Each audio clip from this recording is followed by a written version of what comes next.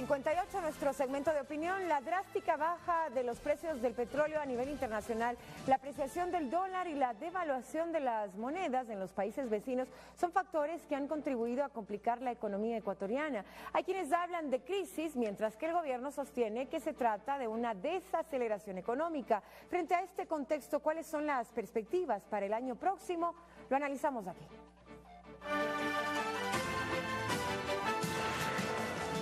Víctor Hugo Villacrés, analista económico.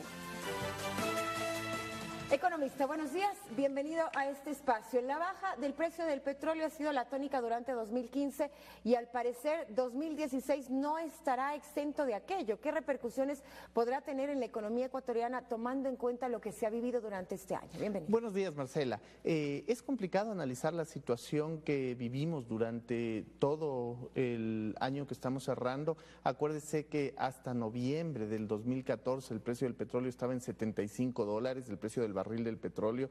El precio del barril del petróleo cerrará este año alrededor de los $37, con un ligero repunte en los últimos días. Recordemos que el precio del petróleo depende básicamente de la oferta que pueden tener los países productores.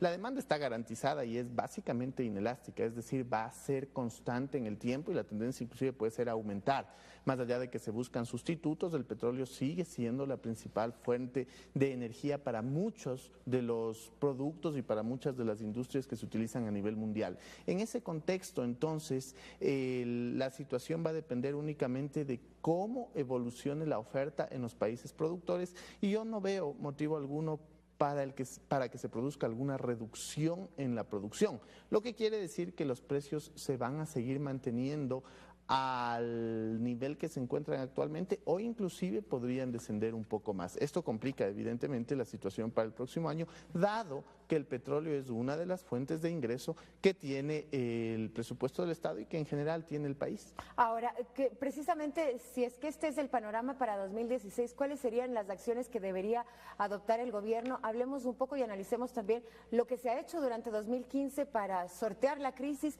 y qué es lo que se debería hacer en 2016. Mire, hay algunos factores. Acuérdese que usted puede dividir la economía en tres sectores: el sector externo, el sector del Estado y el sector privado. En cada uno usted puede tener ahorro o déficit. Entonces, empecemos con el sector externo. En el sector externo lo que nos interesa es tener mayor equilibrio en balanza comercial. Por eso es evidente la cercanía que se tiene a un probable acuerdo con la Unión Europea, uno de los principales lugares a donde van nuestras exportaciones, de tal manera que se pueda cerrar cada vez más esa brecha que existe en balanza comercial. Para la cuenta de capitales ha sido importante el histórico pago que se hizo de los bonos Global 2015, son $650 millones que se cancelaron, con lo cual queda abierta la posibilidad de que el Ecuador pueda regresar al mercado de los capitales, tanto de manera bilateral como de manera multilateral. Ecuador honra sus deudas, además, ¿no? Y cumple su compromiso. Por supuesto, y eso tiene una relación directa con un indicador que es el riesgo país. Evidentemente no es el único componente del riesgo país y esto es importante conocer, hay que honrar las deudas, pero también está la relación con los principales ingresos que puede tener un país y de ahí, producto de lo que hablábamos del precio del petróleo, que la evolución no ha sido tan favorable como hubiéramos querido. En el caso del riesgo país, de todos modos, la expectativa es que en el mediano plazo vaya generándose un impacto mayor de este pago de los bonos Global 2015 y además la cercanía al mercado de capitales. Hablábamos a nivel internacional, exactamente. En el sector externo, vender más para que entren más dólares. Exactamente. Los otros dos... Mire, en el sector público lo que se ha hecho es público, es una contracción en el presupuesto general del Estado. Pasamos de un presupuesto de alrededor de 35.000 millones con el que cerramos la proforma de este año a una proforma de alrededor de 29.700 millones de dólares, con fuertes contracciones en gasto corriente, en algunas cosas, sobre todo en subvenciones y en lo que tiene que ver también con inversión. Entonces, la variable de ajuste, como se había hablado históricamente, resulta que va a ser la variable de inversión. Esto podría generar problemas de empleo. Entonces, ustedes han podido ver en los últimos días también un esfuerzo que está realizando el sector productivo del país por evitar que el sector privado pueda generar problemas de desempleo. Entonces, más bien hay una serie de ventajas para el sector privado que decida mantener sus trabajadores, para el sector privado que desea invertir, para el sector privado que quiere llegar con capital fresco, sea este nacional o internacional. Ahora, aquí la pregunta también es clave, de acuerdo a lo que usted se refiere y que lo dijo el presidente también, lo anunció en el enlace del sábado pasado. Pero si es que baja la producción, ¿cómo yo puedo mantener, por ejemplo, el mismo nivel que tengo hasta ahora si es que soy un empresario? Si es que el ingreso es menor, ¿cómo yo me puedo quedar con el mismo número de empleados? Mire, va a ser un reto complicado porque de un lado usted va a tener que ajustar el tema del consumo si se reduce el presupuesto del Estado. Evidentemente eso quiere decir que va a haber menor inversión. La menor inversión va a llevar seguramente a que en algunos sectores exista menos posibilidad de empleo.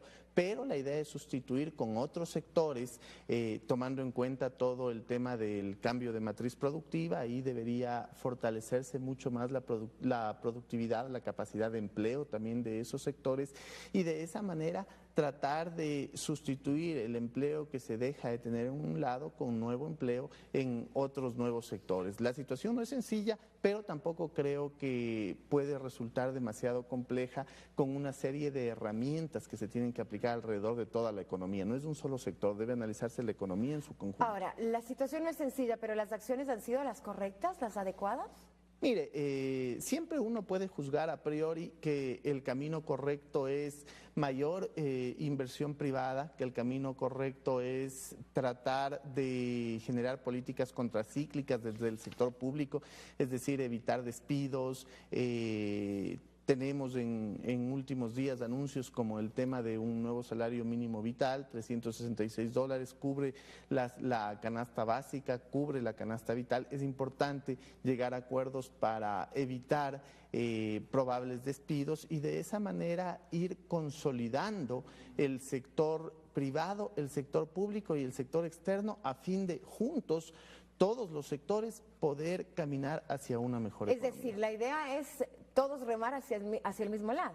Por supuesto, toma en cuenta que el próximo año ya de por sí es complejo, porque los años electorales suelen ser complejos en una economía. Usted va a tener un segundo semestre en donde va a haber incertidumbre sobre quién podría ser el nuevo presidente de la República, cuál va a ser la conformación que tiene la Asamblea, y esto probablemente va a llegar en un contexto en el que también el gobierno estará sacando adelante algunos proyectos como el tema de la sustitución, seguramente tendrán que pensar en la sustitución del subsidio del gas, reducir algunos otros subsidios, subvenciones como se lo ha venido haciendo y también caminar hacia mayor productividad, eso sí, con políticas contracíclicas desde el sector. Economista, ¿cuánto ayuda el hecho de lo que siempre le hemos escuchado hablar al presidente? Él decía que en 2016 ya se empezarán a ver los frutos de todas estas mega obras de infraestructuras que se han hecho y que van a ser unas ya inauguradas y otras por inaugurar.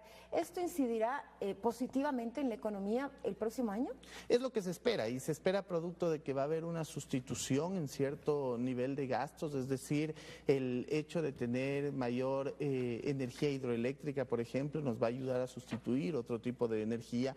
El tema de las cocinas de inducción que se ha venido fortaleciendo va a ayudar a sustituir el consumo de gas de uso doméstico. Acuérdese que ese consumo de gas genera un subsidio por parte del gobierno, entonces sí, parte del gasto corriente podría reducirse producto de todo lo que se ha venido implementando, pero también producto de que estas grandes inversiones entrarán en funcionamiento durante el próximo año. 7:07, Fernando Ampuero también tiene preguntas.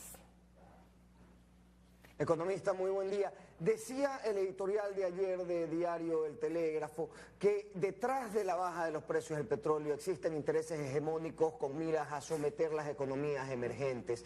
¿Cuáles son esos intereses en un análisis ya un poco más internacional? ¿Y por qué no logra la OPEP ponerse de acuerdo en cuanto a su oferta para mantener regulado el precio? Básicamente hablamos de intereses geopolíticos, de la capacidad que quieren tener aquellos países que son los grandes productores, especialmente dentro del Medio Oriente, de hacer frente a los diferentes conflictos que se producen. En ese contexto va a ser muy poco probable que un cartel, que finalmente es la OPEP, un cartel de producción, pueda generar un nivel de cuotas que sea respetado por los diferentes países productores. No solamente está el hecho de producir para recibir el precio de un barril, sino sobre todo un análisis geopolítico alrededor que complica la situación, porque la situación deja únicamente el perfil económico y pasa a tener otro tipo de connotaciones. En ese contexto en el que nos desenvolvemos es que la situación del petróleo ha caído, como decíamos al inicio de la entrevista, de $75 a noviembre del año anterior a alrededor de $37 con que cerraremos este año. Economista, Estados Unidos, y vamos ahora al tema de la revaluación del dólar. Estados Unidos subió sus tasas de interés con la intención de atraer capitales internacionales. ¿Por qué eso no se ha hecho en Ecuador para atraer inversión extranjera? Mire, la apreciación del dólar y lo que la Reserva Federal de los Estados Unidos hizo los últimos días, que es elevar la tasa de interés, no solamente tiene como objetivo el atraer capitales, sino también otro tipo de objetivos de política económica interna. En el caso del Ecuador, pues se han generado una serie de incentivos para que llegue capital productivo. Debemos evitar el que al país se inserte capital golondrina. Capital golondrina es aquel que llega cuando, por ejemplo, las tasas de interés suben, pero que posteriormente, tan pronto cambia de sentido la tasa de interés, van a migrar. Además, tiene que tener en cuenta que en el caso ecuatoriano existe claramente marcado un impuesto a la salida de divisas que evita que estos capitales golondrinas lleguen al país, porque no son capitales generadores de empleo, son más bien capitales de carácter especulativo. Al Ecuador no le conviene tener un capital especulativo en el país, sino más bien consolidar capitales de inversión de mediano y largo plazo. Economista, la desaceleración económica que se vive ahora afecta en mayor o menor grado a todos los habitantes, es decir, todos los ecuatorianos de alguna manera podríamos vernos afectados por esta situación a futuro o lo estamos haciendo ahora. ¿Qué hacer en lo personal? También creo que es importante para poder sortear estos problemas y hacer que quizá no nos afecte de la manera que podría hacerlo, ¿no? Si es que tomamos buenas decisiones. Por supuesto, y Marcela, no solo los ecuatorianos, es un contexto a nivel internacional. Exactamente, fíjese de la lo que región ha pasado y a nivel en Grecia y sí. toda la crisis de Grecia. China, que es una de las potencias más grandes, ha visto golpeada su producción con todo este problema que se ha generado a nivel internacional. Entonces, a nivel personal, primero, medirse en los gastos, hacer un presupuesto de cuáles son los ingresos que tiene el hogar. A partir de los ingresos que tiene el hogar, destinar un porcentaje siempre al ahorro va a ser importante. Podría ser un 5, un 10%, máximo un 30, 40% a deudas que usted pueda tener a futuro y el resto para el gasto corriente. Tener precaución del tiempo que usted va a tener laboralmente con certeza dentro del hogar como miembro activo y generador de recursos, es decir, saber si el empleo va a estar estable el próximo año para los diferentes miembros del hogar que reciben un salario. Caso contrario, proyectar también esa posibilidad de ocurrencia de alguna circunstancia diferente y de esa manera, con los ingresos ya con un presupuesto limitado, pues ir cada vez mejorando la situación a nivel del hogar.